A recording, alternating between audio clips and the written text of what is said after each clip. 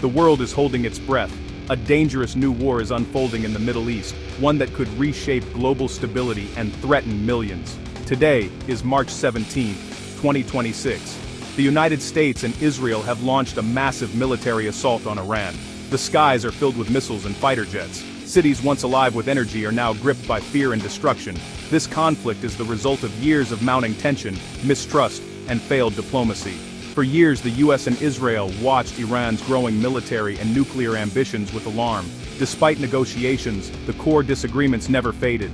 The region was a powder keg, waiting for a spark. That spark came on February 28, 2026, when the US and Israel unleashed hundreds of airstrikes on Iran.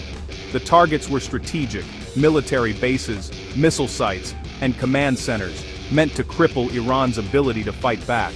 The world watched in shock as explosions rocked Iran. For those on the ground, it was a night of terror. The scale of the attack revealed the overwhelming power of the US and Israel.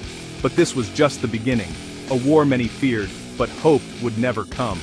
The first strikes ignited a firestorm threatening to engulf the entire Middle East. The region now faces a conflict that could spiral far beyond its borders.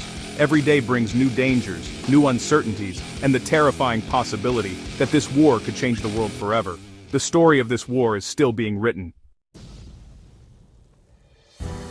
Amid the chaos of the first strikes, one attack changed everything: the targeted killing of Iran's supreme leader, Ayatollah Ali Khamenei. In an instant, the man who ruled Iran for over 30 years was gone, leaving a nation in shock and mourning. The succession question, long debated, was answered in crisis. Mojtaba Khamenei, his son, was named supreme leader within hours. The transition was swift, but the psychological blow was immense.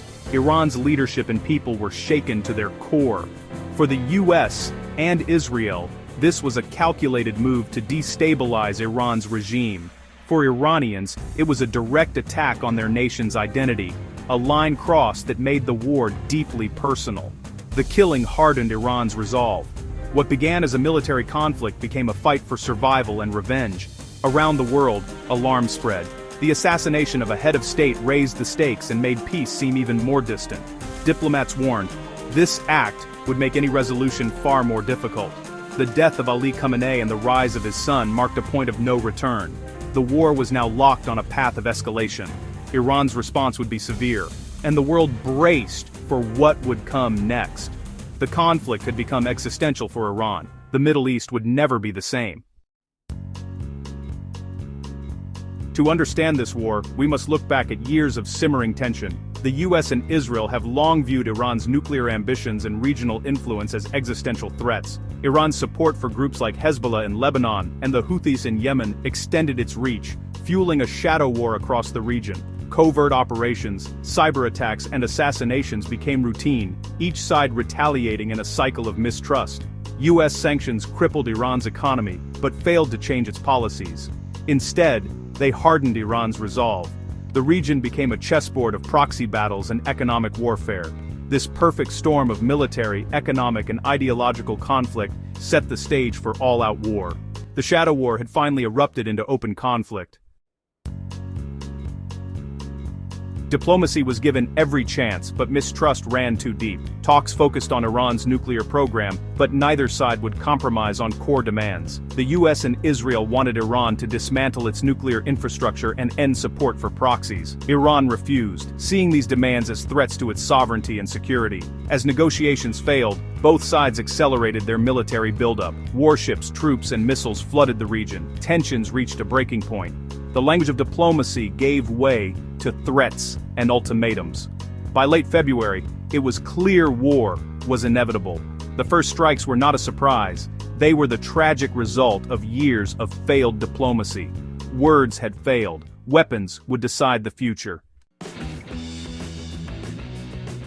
The US and Israel hoped their opening assault would cripple Iran. They were wrong. Within hours, Iran launched a massive counterattack. Hundreds of missiles and drones targeted Israel, US bases, and Gulf allies. The response was overwhelming, demonstrating Iran's reach and technological prowess. Israel faced a barrage of rockets. US bases in Saudi Arabia, the UAE, and Qatar came under fire. The conflict quickly spread, pulling neighboring countries into the chaos. Iran's use of advanced hypersonic missiles shocked the world. proving it could challenge even the most sophisticated defenses. The war was now regional, with no easy way out. Iran's message was clear. Any attack on its soil would ignite the entire Middle East. The stakes had risen dramatically. The conflict was now a dangerous, unpredictable inferno. The war spilled across borders, engulfing the Middle East in violence. Lebanon became a major front. Israel launched over 1,000 airstrikes, hitting both military and civilian areas. The human toll was devastating. Hundreds killed, nearly 1 million forced to flee. Saudi Arabia and the UAE, as U.S. allies, faced relentless Iranian drone and missile attacks. Dubai's airport was shut down by a drone fire, crippling a vital economic hub. Iraq, already unstable, became a battleground for proxy militias. The U.S. Embassy and Baghdad airport were attacked. Iran's allies, Hezbollah, the Houthis, and militias in Iraq and Syria, opened new fronts, targeting U.S. and Israeli interests. The conflict became a multi-front war, fought with missiles, drones, and proxy forces.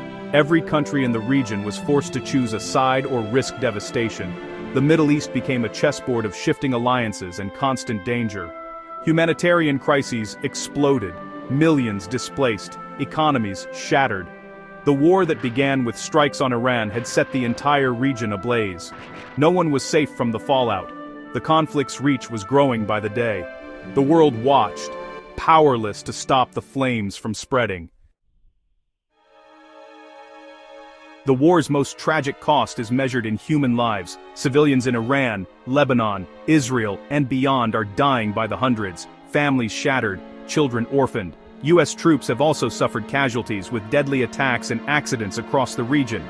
The economic shock is global. Iran's blockade of the Strait of Hormuz has sent oil prices soaring, disrupting trade and fueling inflation worldwide. Attacks on commercial ships and airports have paralyzed supply chains, threatening a fragile global economy. Emergency oil reserves are being released, but these are only temporary fixes. In Lebanon, hundreds of thousands are displaced, living in makeshift shelters. In Iran and Israel, civilians live in constant fear, rushing to bomb shelters as sirens wail. The psychological scars will last for generations. The war is destroying not just infrastructure, but hope for peace. The world economy teeters on the edge of crisis. And the true cost of this war is incalculable, measured in lost futures and broken lives. The conflict is still in its early weeks, but its impact will be felt for years. The Middle East is bleeding, and the world is paying the price. This is the devastating reality of modern war. As the conflict rages, a terrifying question looms. Could this war go global? The U.S. is pushing for an international coalition to reopen the Strait of Hormuz, but allies are wary. Most nations, including Germany, Japan, and Australia, refuse to send forces, fearing escalation. Britain and France hesitate, while Russia and China oppose U.S. intervention and block action at the UN. China, reliant on Iranian oil, has little incentive to join a U.S.-led coalition. America and Israel find themselves isolated, the risk of global escalation ever present. The war is already disrupting the world economy. A prolonged conflict could trigger a global recession.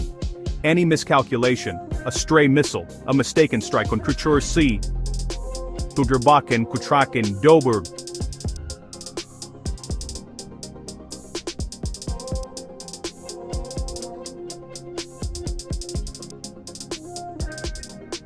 Twitter a war. The Middle East is a regional fire, but the world stands dangerously close to the flames. The future is uncertain, but 3 scenarios emerge. First, containment. The war lasts weeks, both sides agree to a ceasefire under international pressure, but the region remains volatile and scarred. Second, escalation. Iran and its proxies refuse to back down, the conflict spreads, economies collapse, and millions are displaced. Third, global catastrophe. The US or another power is drawn into direct confrontation with Iran, risking a world war. The choices made now will shape history. The stakes could not be higher. The world stands at a crossroads, between fragile peace, regional disaster, or global chaos. Leaders must act with wisdom to avoid the abyss. The war's outcome is unwritten. The world watches, hoping for peace, fearing the worst. The Middle East's fate, and perhaps the world's, hangs in the balance. Only time will tell which future becomes reality.